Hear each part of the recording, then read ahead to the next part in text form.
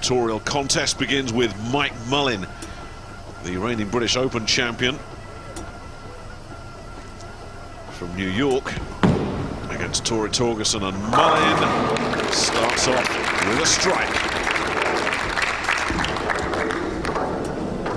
Good shot from Mike. Perfectly there.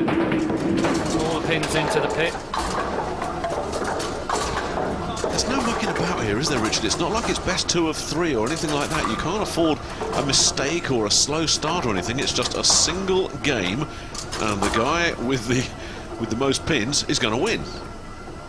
Yes, this is a lot more difficult than the AMF Masters format, where you get 2 games and time to work into it. Or the World Cup, where it's best of 3, and even that's a sprint, isn't it? But this, it really is walking on a knife edge all the time. Just can't afford a mistake, otherwise your opponent will almost certainly capitalise and put you out of the game. Torgersen bowling second here, the standard bowling so far. He's been terrific. There's another strike.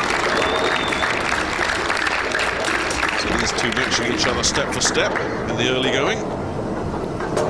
Making of a good match. Classic right-hander versus left-hander battle. Really good shot from Tor as well.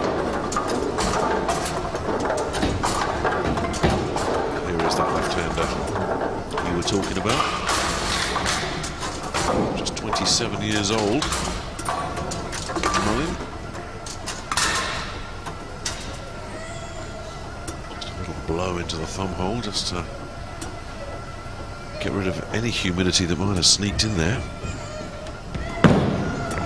There goes Mullin, gets the hook, gets the strike, the double.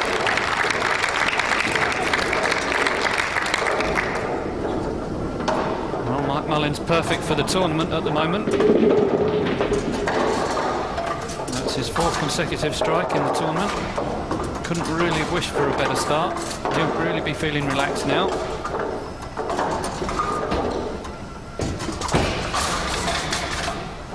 None of this is going to faze Torgersen, of course, who's been here many times before, right on this lane. Loves it. Loves the spotlight, loves the focus. It brings out the best in him. As you can see, he's in there like swimwear.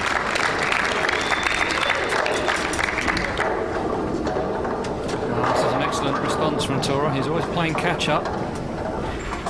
Whatever Mike does, he has to match or better, so sometimes it's harder to be second, sometimes it's easier. Did you ever have a preference? Each individual player has their own feelings on that situation, and some people like to get up there and set a target, and other people like to try and attack a target. And I don't know which is Tora's preference, but I do remember that he hung in there at the final of the AMF Masters very well in the face of some stiff striking from his opponent. Well, he's in the face of some stiff striking from his opponent here, because Mullin's just got 3 in a row. Turkey. So, Tora, your opponent is perfect. You're perfect. But it's your turn to keep it that way. And it has to be said, this time last year, Richard, USA gave Europe a pretty good hiding in this competition, and I think that kind of rankles in 1 or 2 European memories a bit, doesn't it? Yes, all these players are competitors, and none of them like losing, and some of them are members of that team that did lose last year.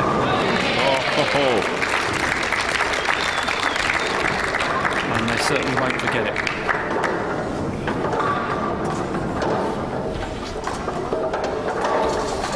So, 3 frames, 3 strikes each. High-class bowling this from these two. And it's not as if any of these strikes have been streaky or a bit fortunate or down to a bit of pin action. It's just good, solid bowling, hitting the pocket every time. Yes, this is top-class stuff, exactly what you'd expect from these players.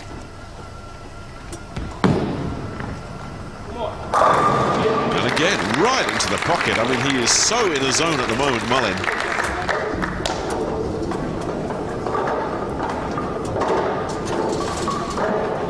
I think Mike better watch out, because I think this ball was just a little bit heavier in the pocket than some of the other ones. You see the 8-pin there was a little bit late, indicating the ball's finishing just a little bit too strong. He might need to make an adjustment next shot to avoid leaving it.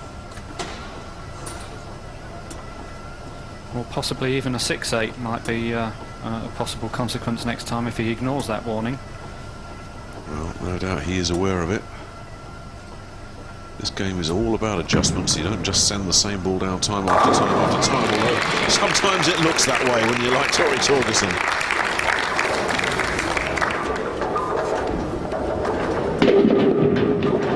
Well, you said that Mullin was in the zone, but I think Torgersen's in his own zone as well, so we've really got a match on here. Absolutely phenomenal stuff, this. Now then, Richard spotted that this fella needs just to make a small adjustment.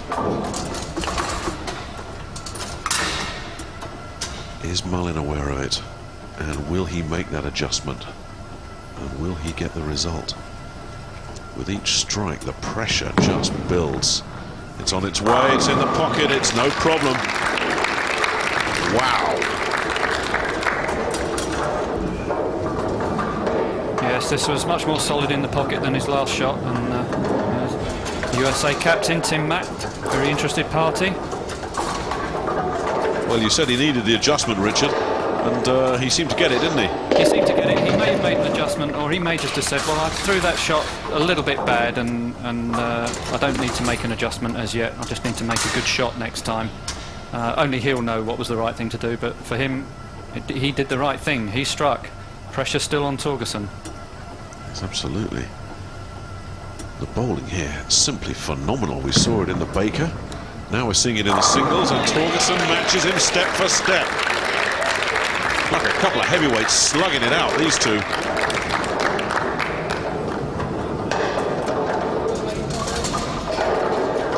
Here's Torgersen's approach. He has a big drift to the left as he throws the ball. Bigger than anybody else I've ever seen, but it doesn't stop him being exceedingly effective.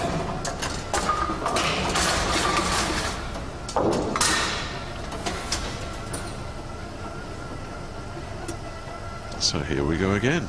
Well, the pressure's building with every strike these two throw. Mullin. 5-bagger. Is this number 6? Well, you just can't do it any better than this, Richard. I mean, it is phenomenal.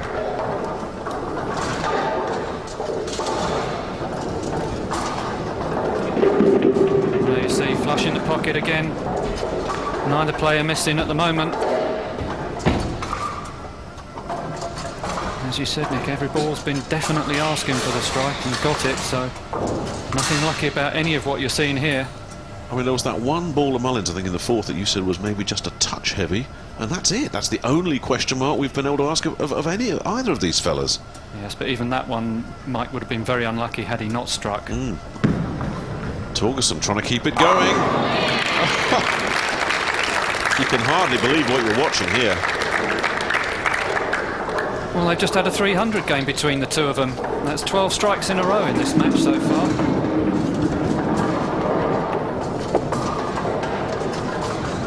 So now the pressure switches the other way, and that has really raised the stakes. Neither of them will want to be the first one that doesn't strike, because that will just hand the initiative to the opponent, so each shot gets harder and harder to make from a psychological perspective. On its way, 7 in a row. You knew it. He knew it.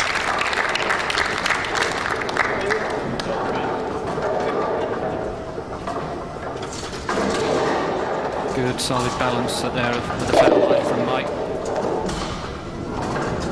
Tim Mack will be very happy with how his young charge is rising to this occasion. He won't be surprised. Tim must be feeling the heat. He's taken his jacket off. Yeah. It is hot under these spotlights. I actually do see players working up a sweat. Torgersen's sweating now because he's got to match that magnificent 7. And he does.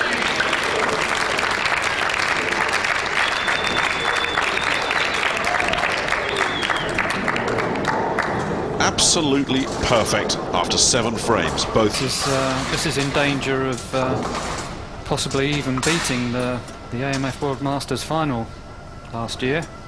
Torgersen and Charlene Zulkifli. What a game that was. And Torgersen lost that one, if you're looking for an omen. Mullin is just unstoppable at the moment. 8 balls, 8 strikes.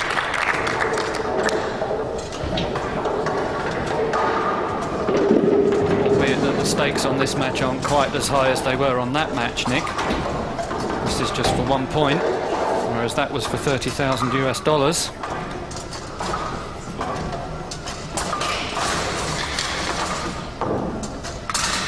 But this is for national pride, or at least continental pride in the case of the Europeans. Absolutely, and Europe need to get back into it. Already trailing 1-0 from the Baker Fives. Yeah, you don't want to give these Americans too much of a lead. First to 18 wins the Weber Cup. Very wide, but it hooked back in. Just a hint that one had drifted offline a touch, but Torgersen knew what he was doing with it, didn't he? He seems happy. Nice smile there. Looking very relaxed, and why wouldn't you be when you've got 8 in a row?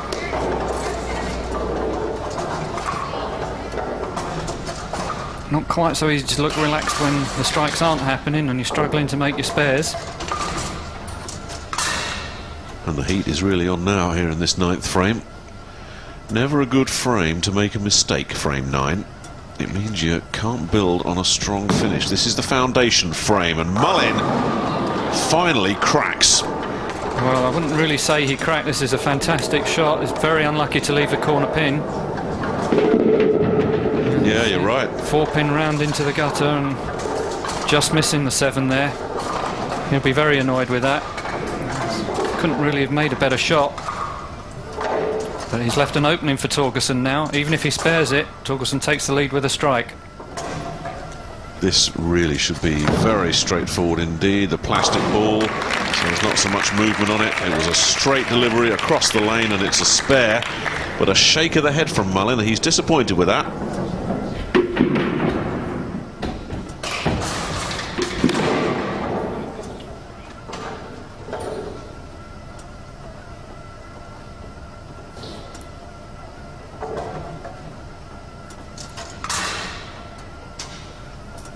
And as you say, the door is open.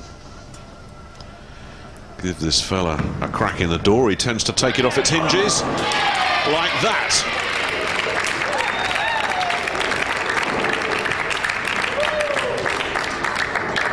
And the Norwegian sneaks ahead. Yes, and somebody in the crowd was very pleased with that. Went for a big high five with Tora there after that strike.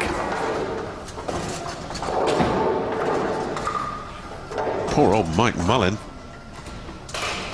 1 pin left. It wasn't even a bad ball either. And here he is. He's in danger of bowling 279 and losing.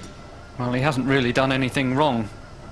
Just a bit unlucky not to carry the 7 on the previous shot. But I wouldn't back against a 279. Not like that. No way. 2 more strikes and 279 is what it'll be. And that'll set Torgersen a test still. Yes, if Mike can strike out, it means that Tora has to get the next strike to guarantee a win.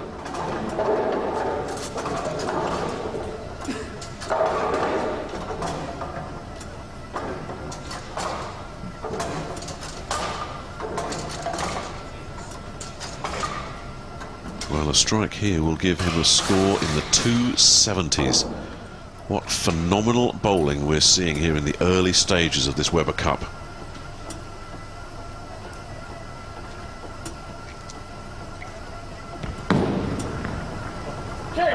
There's another. He's still in the match. He's going to have 270 something now, and Torgersen, unless he strikes, is also on 270 something, so America are still alive in this game. I tell you something, Richard, if this is an indication of what we can expect in this Weber Cup, we're in for a thriller. It's superb stuff. A strike here will give him 279. Just 1 7-pin away from a perfect game.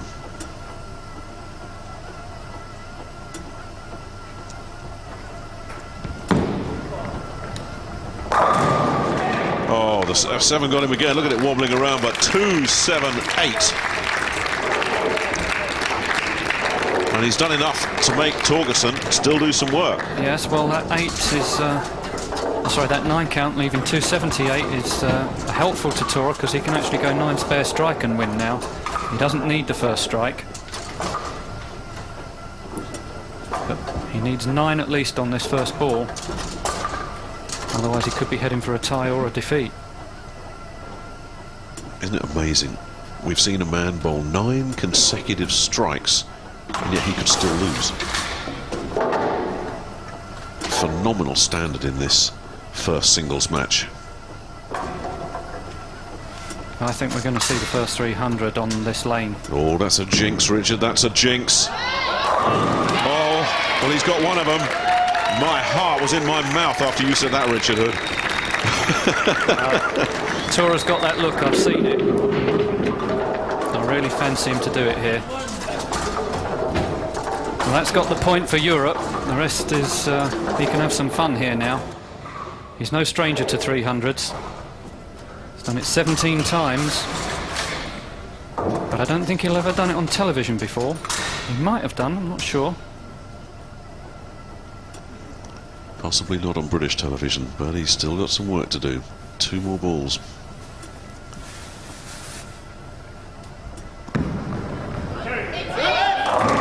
And there's another. He's 1 away.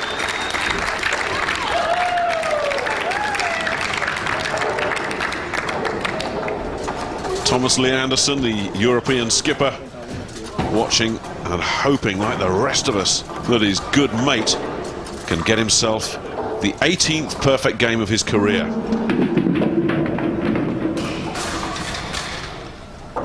It means he's won the match, but we knew that anyway after that first strike. But what a morale booster for Europe, and what a moment for him personally if he can bowl the perfect game here. Come on, Tora, this is just another shot. So easy to say that as well, isn't it? But it's much, much more than that. This is for perfection. Oh! Would you believe that?